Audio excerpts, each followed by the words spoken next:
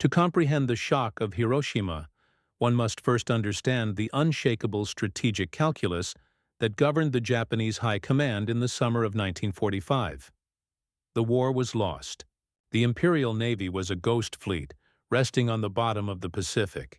American B-29s roamed the skies at will, turning wooden Japanese cities into infernos. The merchant marine had been annihilated, strangling the home islands of food, fuel, and raw materials.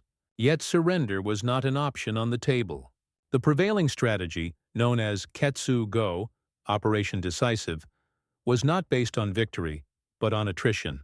The plan was to make an American invasion of the home islands so unbearably costly in American blood that the United States would sue for a negotiated peace, rather than demanding unconditional surrender. This was not a bluff. The Japanese military had spent months preparing for the climactic battle on the beaches of Kyushu, codenamed by the Americans as Operation Olympic. They had mobilized a citizens' militia of millions, armed with little more than sharpened bamboo spears. The army had stockpiled thousands of aircraft for kamikaze missions, and midget submarines and suicide boats were hidden along every conceivable landing zone. The entire nation was being primed for a glorious national suicide. The military leadership, led by figures like War Minister General Korachika Anami, believed the American public was soft, that they lacked the spiritual fortitude to endure hundreds of thousands of casualties. They had seen the American reaction to the tough fights on Iwo Jima and Okinawa. They believed an invasion of the mainland would break America's will. This belief was rooted in a fundamental cultural miscalculation. The Japanese code of Bushido emphasized death before dishonor. To surrender was the ultimate shame. They projected this same value system onto their enemy, believing that the Americans too had a breaking point. The High Command was prepared to sacrifice millions of Japanese lives to prove this point. The firebombing campaigns, while horrific, fit into this existing framework of warfare. It was area destruction, a scaled-up version of what they had witnessed before. It was a test of endurance, and the military regime was willing to endure. The reports from Hiroshima, therefore, did not initially compute. It was not a matter of scale. It was a matter of kind. This was not a message that said, "Your resistance will be costly." This was a message that said, "Your resistance is irrelevant." The first official communication from Hiroshima to the outside world was a terse, bewildered message from the Army District Headquarters in Ujina, a port city just south of the blast epicenter. It reported that Hiroshima had been attacked by a new type bomb, and that the city had been considerably damaged. This was an understatement of apocalyptic proportions. As the morning wore on, the fragments of information began to coalesce into a picture that defied military understanding. A single plane, a single bomb, a light so brilliant it blinded those who looked directly at it, a blast wave that vaporized everything at its center and left only skeletal structures for miles. In Tokyo, the initial reaction was one of sheer disbelief. How could one bomb destroy an entire city? The High Command dispatched a team of scientists and military officials to Hiroshima to investigate. What they found was a landscape from a nightmare. The team, led by Lieutenant General Shizo Arisue, arrived on August 7th. They saw the iconic Hypo Center, where shadows of people and objects had been permanently etched into the stone by the thermal pulse. They encountered victims who seemed fine one day, only to sicken and die from a mysterious and gruesome illness, the onset of radiation poisoning. The scientists, notably Yoshio Nishina and Masashi Takeuchi, quickly understood the implications. This was not merely a large conventional bomb. It was a nuclear fission device. The theoretical physics that the world's top minds had been racing to master, the Japanese among them, had been weaponized by the Americans. The report that went back to the Supreme War Council was chilling in its technical clarity. It confirmed that the United States had perfected an atomic bomb. This single piece of intelligence changed the strategic landscape instantly. The concept of a decisive battle, Ketsu-go, was rendered obsolete. It did not matter how many divisions they had massed on the beaches of Kyushu. It did not matter how many kamikaze planes they had hidden in caves. The enemy no longer needed to invade. They could simply dispatch a few B-29s, each carrying a single bomb, and systematically erase every military formation, every industrial center, and every city from the map without ever losing a pilot. The fundamental premise of their final defense, imposing unacceptable casualties, had been nullified. The Americans could now inflict unacceptable destruction without cost to themselves. With the scientific confirmation in hand, the six-man Supreme Council for the Direction of the War, the Jushin, gathered in an atmosphere of unprecedented crisis. The council was split into two irreconcilable factions. The peace faction, led by Prime Minister Kantaro Suzuki and Foreign Minister Shigenori Togo, understood the new reality immediately. They were quietly supported by the emperor's influential Lord Keeper of the Privy Seal, Koichi Kido. For them, the atomic bomb was a tragic, but decisive, reason to end the war immediately under the terms of the Potsdam Declaration, which called for unconditional surrender but allowed for the preservation of the imperial institution. Arrayed against them were the hardliners, the embodiment of the Ketsu-go spirit. War Minister General Korichika Anami, Chief of the Army General Staff General Yoshijiro Umezu, and Chief of the Naval General Staff Admiral Soemu Toyoda. These men, even in the face of the atomic bomb, refused to capitulate. Their arguments were a mixture of stubborn pride, fatalism, and strategic skepticism. General Anami famously questioned whether the Americans had more than one bomb. He argued that Japan's honor demanded one final decisive battle on home soil, regardless of the outcome.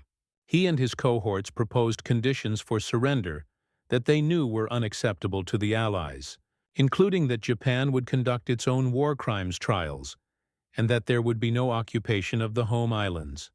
The atomic bomb had not, as some might have hoped, created instant unanimity.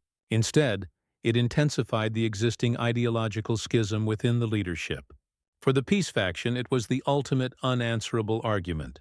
For the military hardliners, it was a new, horrific variable to be factored into their calculus of sacrifice. They argued that the nation's spirit could withstand even this. The deadlock was absolute. The meetings stretched for hours, filled with circular arguments and rising tension. The government was paralyzed.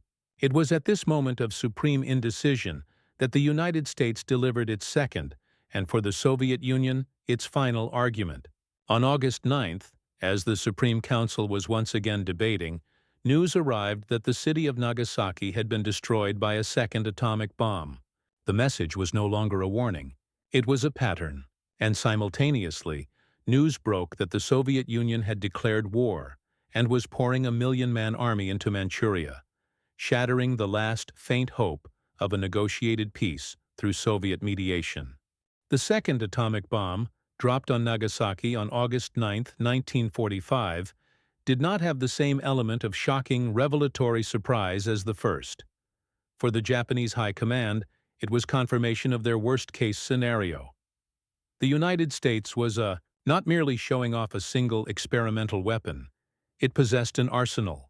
The destruction of Hiroshima could be rationalized, however faintly, as a fluke, a one-time display of terrifying power.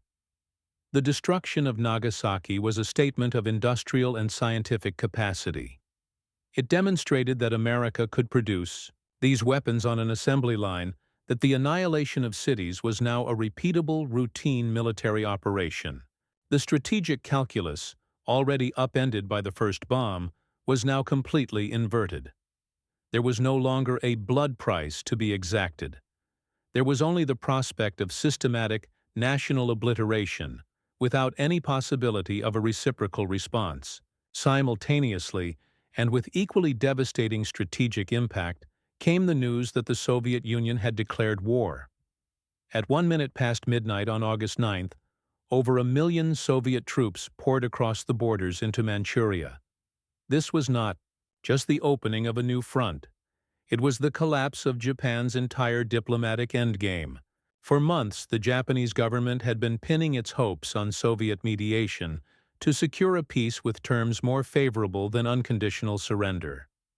They had believed, or desperately wanted to believe, that the non-aggression pact with Stalin would hold, or that the Soviets could be bribed into acting as an intermediary. The Soviet invasion shattered that illusion completely. It demonstrated a chilling total coordination between the Allies. There would be no separate peace, no diplomatic maneuvering. The Soviet Union was not a potential savior. It was a new, rapacious enemy, intent on claiming its share of the spoils. The combination of the second atomic bomb and the Soviet invasion created a perfect storm of strategic despair. The two events, happening within hours of each other, presented the Japanese leadership with a binary choice of unprecedented clarity. One path led to the total physical destruction of the Japanese state and the annihilation of the Yamato people through atomic fire. The other path led to the political and spiritual death of the nation as they knew it: unconditional surrender and foreign occupation. There was no third option. The strategy of Ketsugo was now not just militarily obsolete, it was suicidal on a genocidal scale.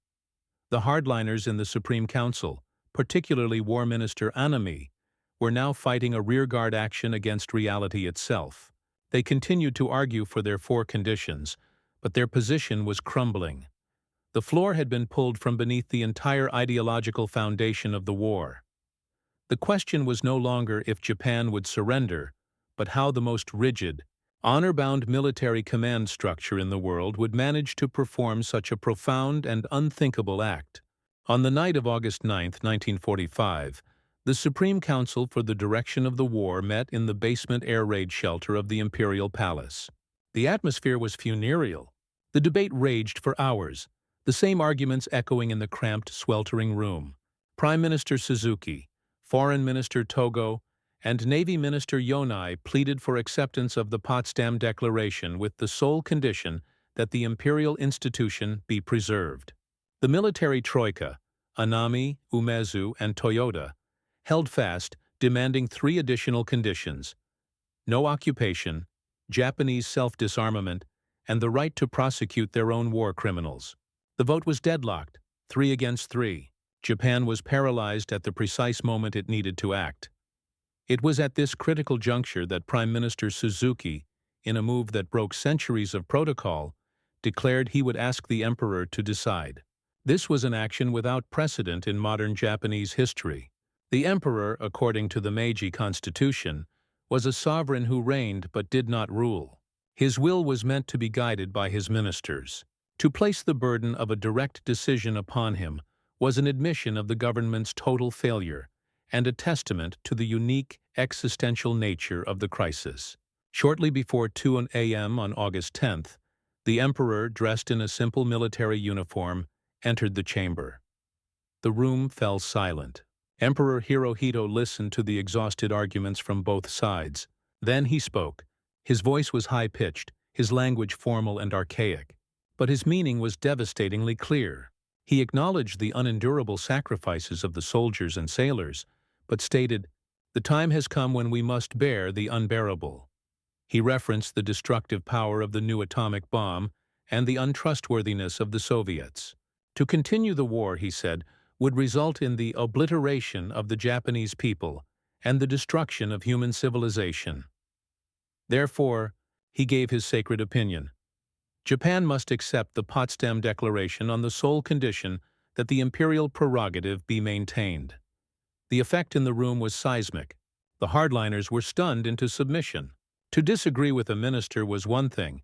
To defy the expressed will of the living God, the Tenno, was unthinkable.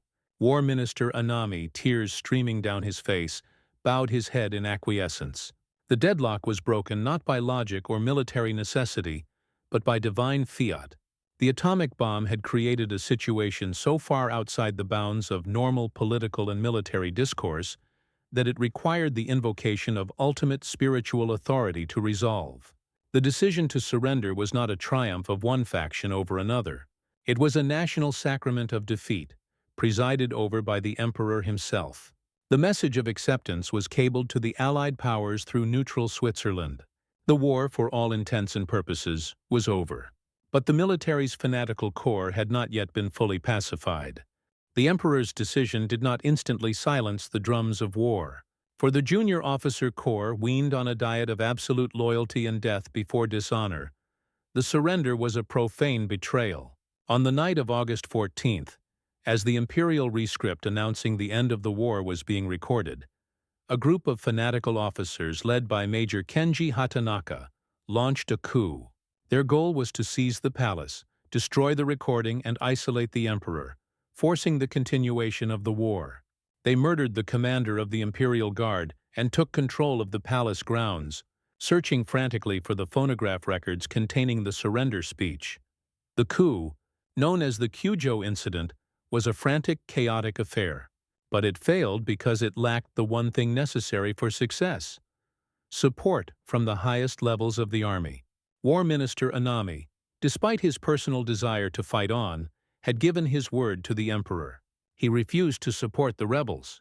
Without his endorsement, the coup had no legitimacy, and the Eastern District Army quickly moved in to crush it. That same night, Anami, torn between his loyalty to the emperor and his samurai code, performed seppuku, ritual suicide. His death was a symbolic end to the old order. The military's will to resist was broken, not by an enemy soldier, but by the internal contradiction of its own ideology. On August 15, 1945, at noon, the voice of the emperor, the Gyokuan Hoso, or Jewel Voice broadcast, was heard by the Japanese people for the first time. He spoke of a new and most cruel bomb, and the need to endure the unendurable and suffer what is insufferable. The nation listened in stunned silence. For the High Command, the broadcast was the final public confirmation of their new reality. They had understood America's power not just in the physical destruction of two cities, but in the political destruction of their entire world. The divine wind had not come. The decisive battle had been rendered meaningless. The emperor had been forced to speak directly to his people to halt a conflict his military could no longer control. The realization that dawned on the Japanese High Command in August 1945 was far more profound than the mere existence of a powerful new bomb. It was the realization that they had been utterly outclassed in every domain of modern statecraft: scientific, industrial, and strategic. The atomic bomb was the ultimate expression of a national power they could not hope to match. It ended the war not by killing every soldier, but by making the entire concept of a soldier's sacrifice irrelevant. It forced a divine emperor to become a mortal politician. It transformed the unthinkable act of surrender into the only rational choice. When the Japanese High Command saw the atomic bomb, they finally understood that they were not just facing a powerful navy or a determined army. They were facing a nation that had mastered the future, and the future was now here.